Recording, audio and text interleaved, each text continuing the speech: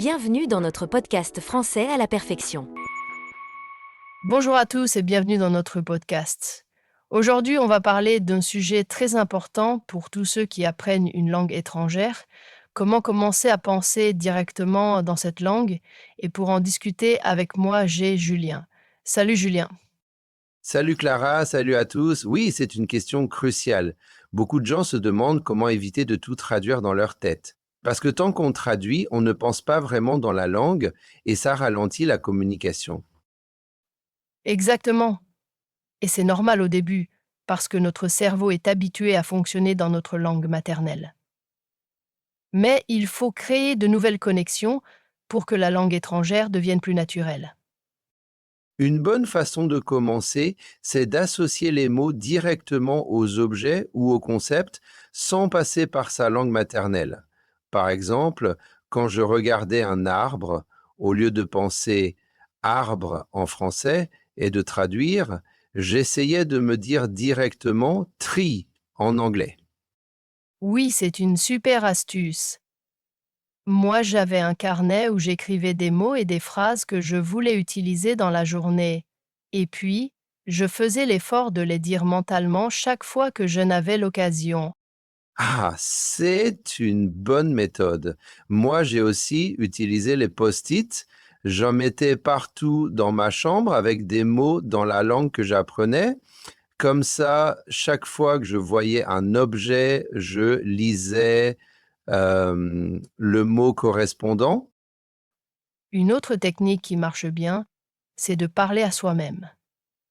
Ça peut sembler bizarre, mais ça aide énormément à s'habituer à formuler des pensées dans une langue étrangère. Oui, j'ai fait ça aussi, hein. Parfois, je décrivais tout ce que je faisais. Comme je prépare mon café, je vais mettre mes chaussures. Ça force le cerveau à fonctionner dans la langue cible. Et puis, il y a aussi la méthode des images mentales. Plutôt que d'associer un mot à sa traduction, on l'associe à une image.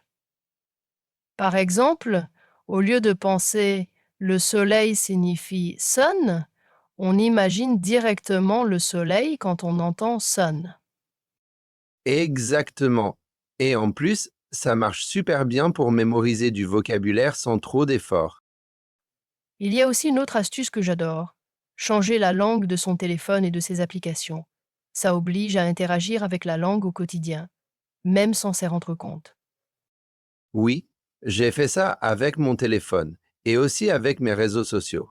Au début, c'était un peu difficile, mais très vite, j'ai commencé à comprendre les mots sans avoir besoin de les traduire. C'est vrai. Et puis, on peut aussi écouter de la musique et regarder des séries dans la langue qu'on apprend. Le cerveau s'imprègne des sons et des structures de la langue, même sans faire d'efforts conscients. Absolument, moi j'ai beaucoup progressé en anglais en regardant des séries avec les sous-titres en anglais. Ça m'a aidé à associer les mots à leur prononciation et à comprendre comment les phrases sont construites. Une autre idée, c'est d'écrire un journal intime dans la langue qu'on apprend. Même si on fait des erreurs, ce n'est pas grave. L'important, c'est de s'entraîner à exprimer ses pensées sans passer par la traduction. C'est une très bonne idée. Moi, j'écrivais juste quelques phrases par jour au début et petit à petit, j'ai réussi à écrire des paragraphes entiers sans trop réfléchir. Et ce qui aide aussi, c'est de parler avec des natifs, même si on a peur de faire des erreurs. Quand on est obligé de réagir rapidement dans une conversation, on n'a plus le temps de traduire, alors on commence à penser naturellement dans la langue. Oui, j'ai fait des échanges linguistiques en ligne et ça m'a vraiment aidé. Au début, je bloquais un peu, mais avec le temps, je me suis senti plus à l'aise et je commençais à formuler mes phrases directement sans passer par le français. Et puis, faut être patient. C'est un processus qui prend du temps, mais plus on pratique, plus ça devient naturel. C'est vrai.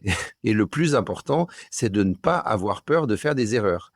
parce que c'est en faisant des erreurs qu'on apprend et qu'on progresse. Tout à fait. Alors, pour résumer, il faut s'entourer de la langue, parler à soi-même, associer les mots à des images, utiliser des outils comme les post-it, regarder des séries, écrire et surtout pratiquer avec d'autres personnes. Oui! Et surtout, il faut s'amuser avec la langue. Plus on y prend du plaisir, plus ça devient naturel. Maintenant, on va voir quelques mots et expressions importants qu'on a utilisés dans notre discussion. Julien, tu commences. R, Bien sûr.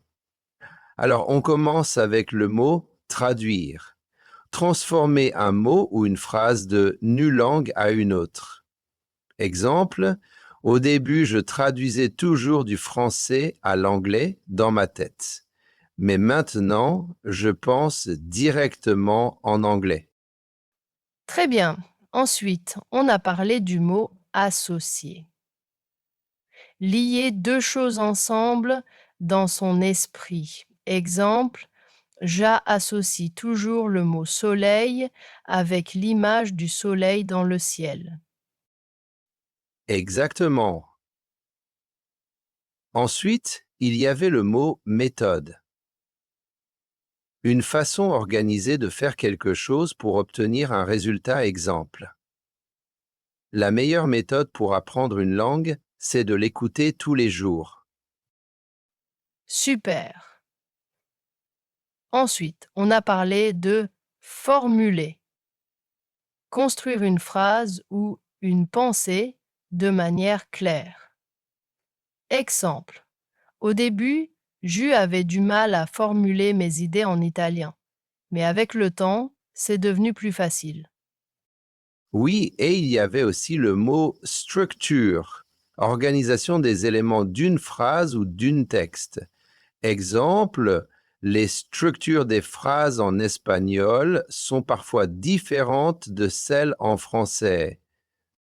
Exactement. Un autre mot très important, c'est s'entraîner. Pratiquer régulièrement pour s'améliorer. Exemple, je m'entraîne à parler anglais en discutant avec des amis étrangers. Un autre mot utile, c'est progression. L'amélioration progressive dans un domaine exemple, j'ai remarqué une bonne progression dans mon espagnol après quelques mois de pratique. Oui, et pour finir, on a utilisé l'expression avoir peur de faire des erreurs. Être inquiet à l'idée de se tromper en parlant ou en écrivant dans une langue étrangère. Exemple, beaucoup de gens ont peur de faire des erreurs, mais c'est normal et ça fait partie de l'apprentissage. C'est ça. Alors, voilà quelques mots et expressions clés qui peuvent aider nos auditeurs à mieux comprendre et utiliser ces notions dans leur apprentissage des langues. Merci Julien pour cette discussion. J'espère que ces conseils aideront nos auditeurs à commencer à penser dans la langue qu'ils apprennent. Merci à toi, Clara, et à tous ceux qui nous écoutent, dites-nous quelles techniques vous utilisez pour penser dans une langue étrangère. On se retrouve très bientôt pour un nouvel épisode. Voilà pour la vidéo d'aujourd'hui. J'espère qu'elle vous a fait plaisir. Si vous avez des questions ou souhaitez renforcer un point, n'hésitez pas à la regarder à nouveau. N'oubliez pas de laisser votre like, de vous abonner à la chaîne et d'activer la cloche pour ne pas manquer les prochains contenus. À la prochaine!